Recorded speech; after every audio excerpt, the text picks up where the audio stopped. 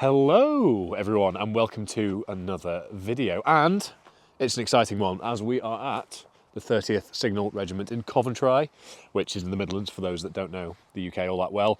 This is basically a regiment focused on comms, specialists in comms, and have a high readiness level, so anywhere from 4 hours to 5 days to be bags packed, on the road, out of the way, deployed.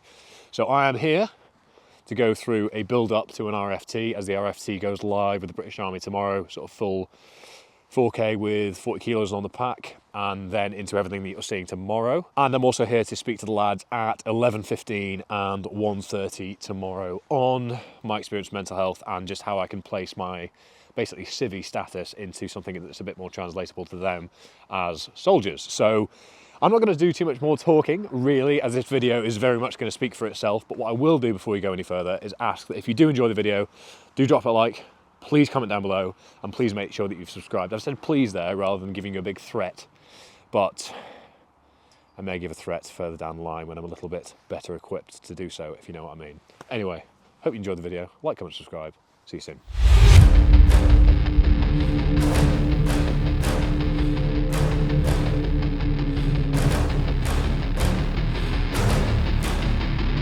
Okay, so we are set up and ready to go, and I said before, make sure you like, comment and subscribe, but I'm now even better equipped, as you can see, to deal with you if you don't. So I'm just kidding, this is the most obvious non-loaded weapon in the history of non-loaded weapons. But nonetheless, we are here for part number 1 of 7 of today's RMT, starting off with a 2 kilometer best effort with 7.5 kilos of webbing, a 8.5 kilo day sack. We've done a insertion tab from the gym to here just to warm up a little bit. We typically do that with 40 kilos as part of the sort of conventional fitness testing, but because of the way today's unfolding, we've not done that. So I just moved it an insertion tab pace as it would be with a normal sort of layout for this. So there would be a 14.5 kilo Bergen on me as well, but that is not there. And then the rifle is 4.5 kilos. So total of 21 kilos, 2 kilometer loop around the grass here. Best effort time, and the pass or fail is under 16 minutes. So I'm hoping to go under that. I'm not going to give a specific time because I haven't ran with weight in a while, but we will see. This is part number 1. I've got the PTIs taking me through it, but you won't be seeing much of them. It'll all be focused on me. We will crack on.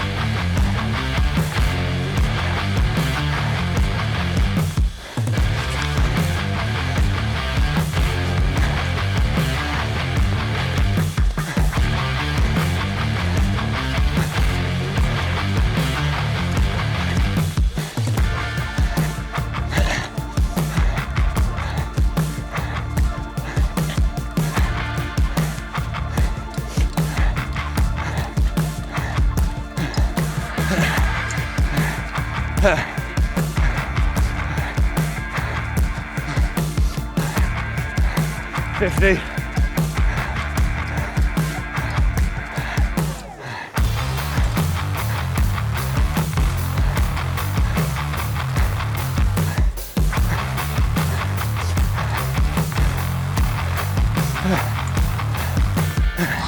Yeah. Yeah. 10 minutes, 50 seconds.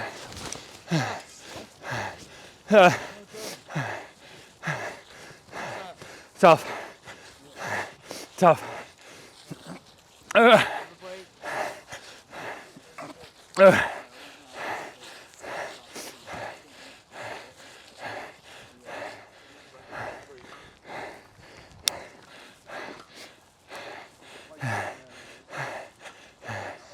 Okay, so I've put myself in the bin, 10:50, although on grass, first time running in weight for a little while, so that was tough, Pacing that one's definitely something to practice, but nonetheless, big pass, as it was under 16 minutes was the standard. So our MT2 is tactical movement.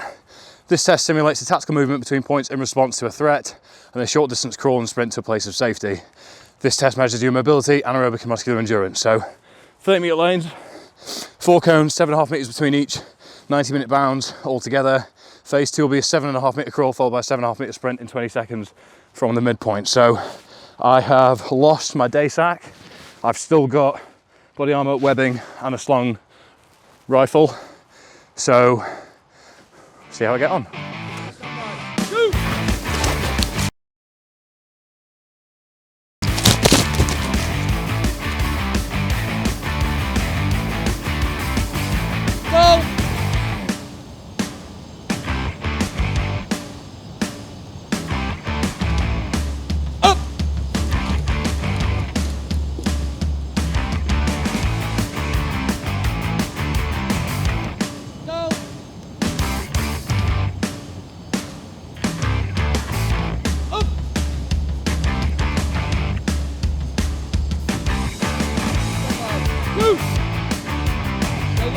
Go low, hit strong. Lower. Okay, up, good. Time.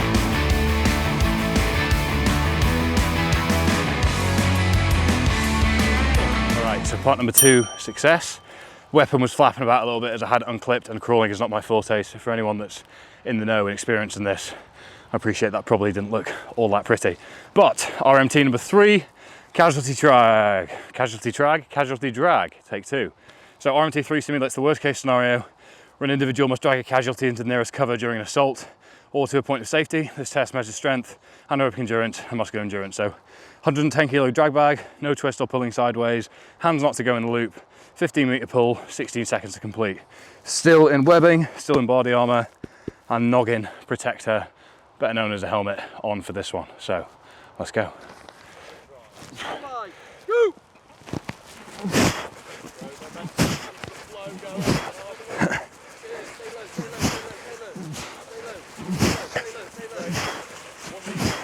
Pass. Stop. 12 seconds. Pass. Well done. All right, 12 seconds. Given my body weight and meatheadery, it's probably a strength to be fair, but still feels hard breaking the inertia. Sticky on grass. Part number 3 complete. Part number 4, RMT4, stretcher carry, brackets, jerrycan, as we don't actually have a stretcher to carry, as there are no casualties, thankfully very much. I'm clearly lacking oxygen to my brain. Anyway, RMT4 simulates carrying a stretcher in a situation where an evacuation of casualty is necessary, brackets, stabilised or not, or movement of equipment such as replenishment of ammunition or stores. This test is a measure of your aerobic and muscular endurance. Single phase where participants are required to carry 2 by 22 kilo jerrycans across a set distance. So it's 30 metres out, 30 metres back times 2 today, and we've got 2 minutes to do it. You're permitted to safely place down the jerrycans and rest as required. However, you must carry the jerrycans as per your cap badge allocated time and distance. So 120 metres, 120 seconds, 30-metre lanes, times 4, webbing, body armour, helmet, go. Go.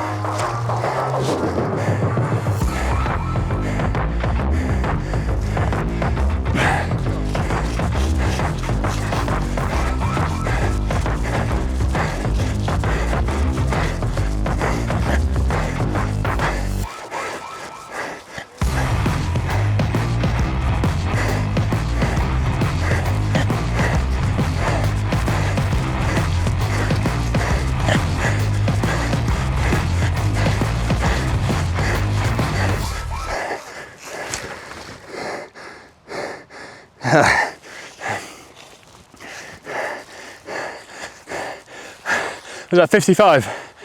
57 seconds. Job done. Really catches up with you. Got that metallic-y, you're in the bin taste in my mouth, so on to the next one. All right, RMT number 5 is the vertical lift. RMT 5 simulates an extraction of a casualty from an armoured vehicle, trench or a vehicle that is rolled over or after an individual has fallen into the water. It measures your muscular strength and ability to keep a breath, apparently. You'll be required to complete a single upright pull movement to test weight your cat badge. Prior to a test, the practice warm-up pull will be completed at half the test weight. This will allow the RMT exercise OIC to observe your lifting technique and provide coaching direction prior to the test of the lift. Wow. Wow. Once called forward, you'll conduct 5 air squats before approaching the platforms to proceed with the first prep. 35 kg, hold for 3 seconds. Once happy, dress forward to test the weight, hold for 3 seconds. Onto here, 70 kilos, sorry. Hold for 3 seconds, test complete. So pretty simple one and should be right up my alley. Let's see. Time 5 air squats. Carry on. 1, 2, good. 3, 4, and 5. Okay, press onto the weight. Good command and then hold for 3, 2, 1. Nice low grip, Fergus. There you go. Stand by. Up! And hold for 3, 2, 1. Lower. Step through.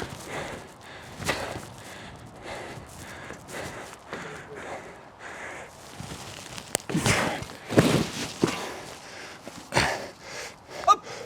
Hold for 3, 2, 1. Lower. Pass.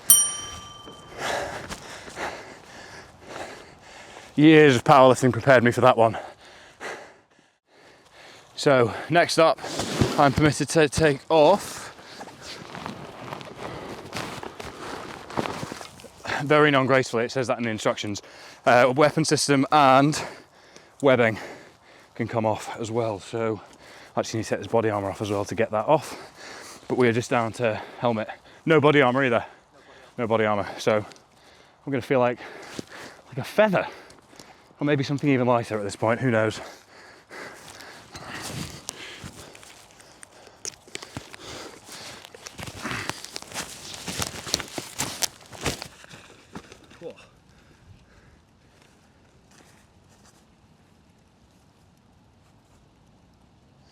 All right, so feeling like I haven't drank, eaten, or existed past the age of 6 for the first time in a while, as I feel like I weigh nothing with all that weight off. So RMT number 6 is repeated lift and carry. RMT 6 is repeated lift and carry, aiming to simulate lifting and carrying of equipment in situations such as the replenishment of stores, loading of a vehicle, or the construction of defensive positions. This test will measure your aerobic endurance and muscular endurance. Heavy repeated movements of 2 by 22 kilo jerry cans, a distance of 30 meters. 15 meters out and back around the cone into a 15-meter recovery shuttle, then a 20 kilo power bag, a distance of 30 meters, 15 out, 15 back. During the lifting phases, the spine is to remain in the safe position. Write that one down, kids. Complete the required standard within 10 minutes. You'll be scored on the number of 30-meter shuttles completed in 10 minutes. Heavy 28 shuttles in 10 minutes is the pass. So helmet worn, combat shirt, combat trousers, and boots. That's it. So I'm going to be moving pretty dynamically at this point, I think. But yeah, feeling pretty solid. Penultimate one to go.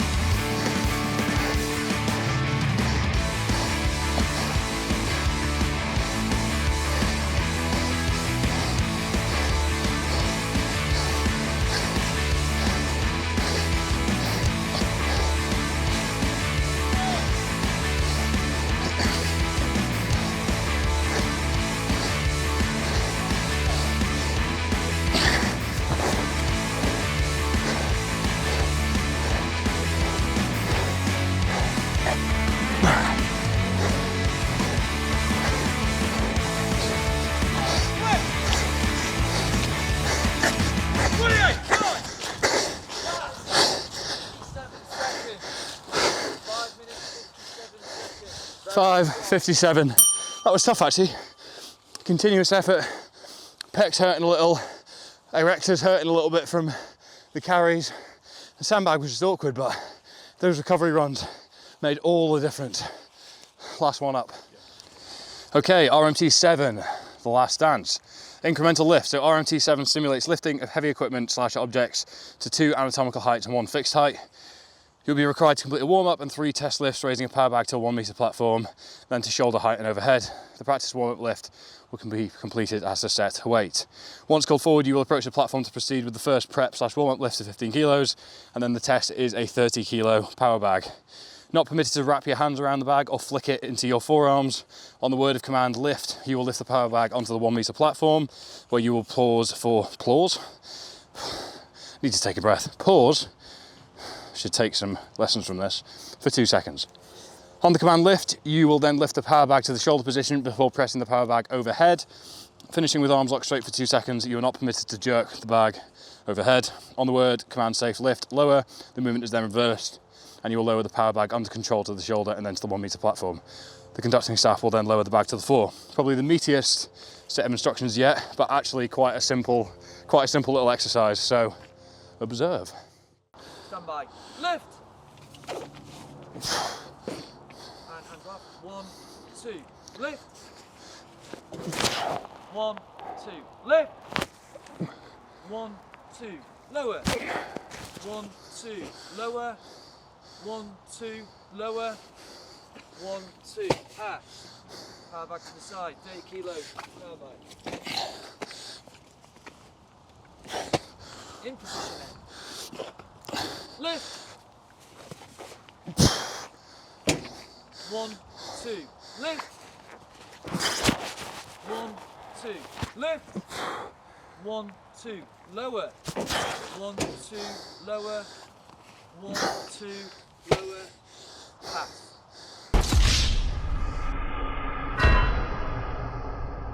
So that is the RFTS build-up done. Some harder than others, I must say. The 2K was difficult. We actually got shut off as well because there was some clay. Part of the course was shut off for clay pigeon shooting. So I'd like visualize the route a little bit and sort of approach my pacing, and then that all fell apart. So I was just going off this, but that was tough. First time running with weight in a while, soft ground, etc. So it just felt tough. Kind of wanted to go sub 10 to be honest, but got to practice what you preach, and I haven't really been practicing this, so nonetheless, very good fun.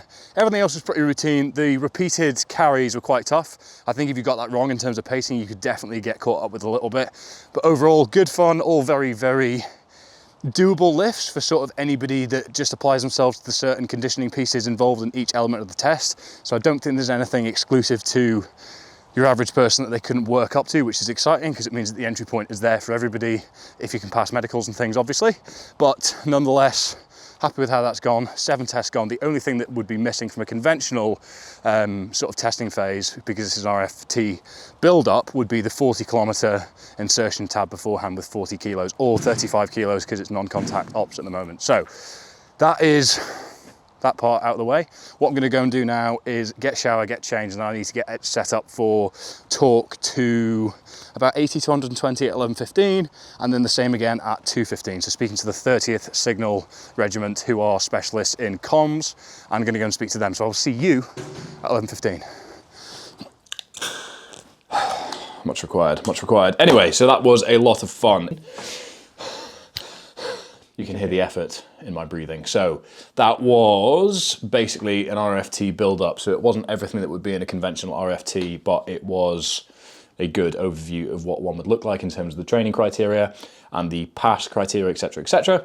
So for reference, normally you'd have 15 minutes transition time between some of the exercises. So after the 2K, you'd normally have 15 minutes, so on and so forth between exercises. But for the sake of time, and for the sake of me being a civvy on a military base and then wanting to beast me, we didn't have any transition time. So it was just straight through, basically get it done, explanation of the next one. I relayed that explanation to you guys and crack on. So passed every single element, which was good. The 2K, I was kind of hoping for sub 10, as I'd been told sub 10 was sort of the elite but you know, the ego got the better of me there. But apparently sort of 10:45, 10:50 is where most of the sergeant majors are hitting, so I'm quite pleased to have hit 10:50. We also got caught out by a bit of a route change, which meant that it was a bit of a YOLO, let's just run until it hits 2K rather than having a clear idea of when I was going to finish. So that was far from ideal. And the PTI himself said, with that in mind, they'd probably count it as a 10:40. So their words, not mine. So job done there. If you have any questions about what that entailed, what the specific criteria was, if I hadn't covered anything in enough detail, please do put it in the comments down below. But I am going to get showered, and to quote the PTI taking me through it, I have earned at least 2 biscuits. I'm from up there, I am, believe it or not. But I'm just going to talk about my experience with mental health, what I've done over the past few years, how I've utilised training as a part of that, what I've used to basically make it a delivery mechanism for opening up conversations.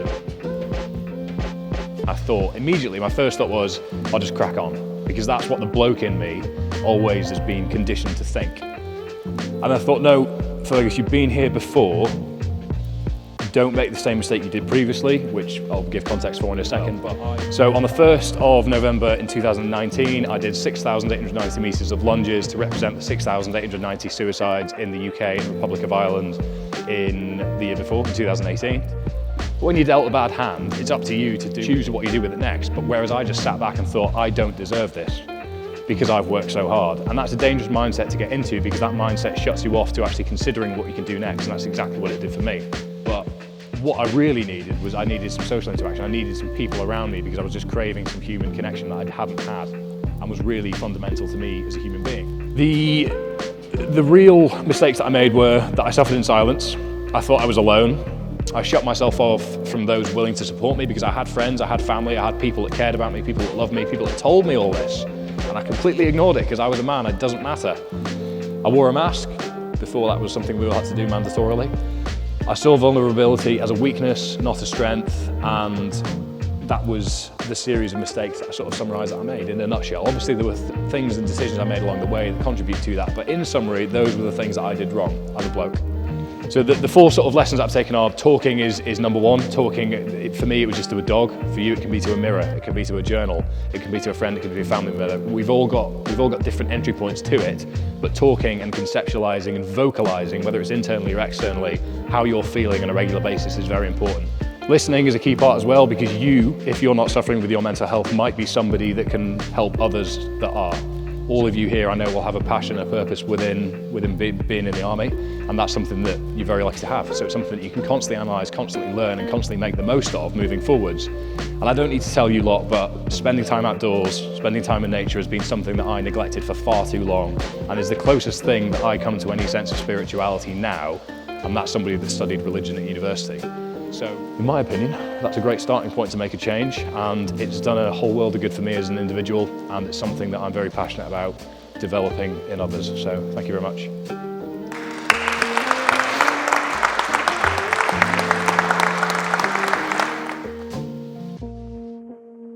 Right, and we are back in Edinburgh after a very, very fun day down in Nuneaton at Gamecock Barracks with the 30th Signal Regiment. Just want to say a huge thank you to them for having me down and giving me the opportunity to speak to them, and for having the opportunity to go through a build-up to an RFT with some of the PTIs. Their instructions were really clear, and overall everyone on camp was really hospitable, so thank you again to them. I hope that gives you an insight into what one element of the overall Army fitness testing process looks like. For reference, there is an RFTE and an RFTS, and that process that I went through was basically a build up to either one of those with some slightly different elements along the way. But just to make sure that I don't get any information wrong, I've put a link in the description down below with a bit more information on the fitness testing. But the RFT as a concept sits within the entrance training process and within the annual fitness testing process, with slight sort of disparities between the two tests. But again, if you're looking into that and it's something that you're interested in long term, then please do look at the information down below.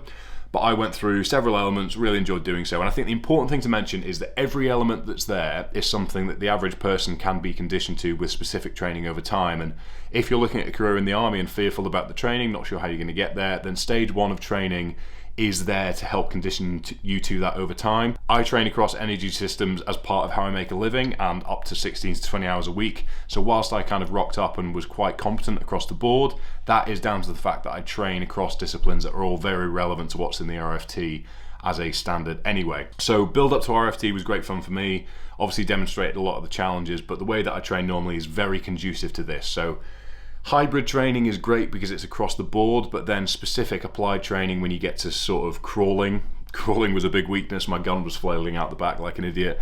But just stuff like that. Applied physiological demand is where stage 1 of training is going to bring you up to speed. So I hope that gives you an insight into what it all looks like. If you have any questions about the process, please do let me know in the comments down below. Please do like the video if you haven't already. And what are you doing if you have not yet subscribed? Just subscribe. Thank you very much. Cheers. Cheers. Anyway, that is me. Thank you very much for watching, and I will see you next time.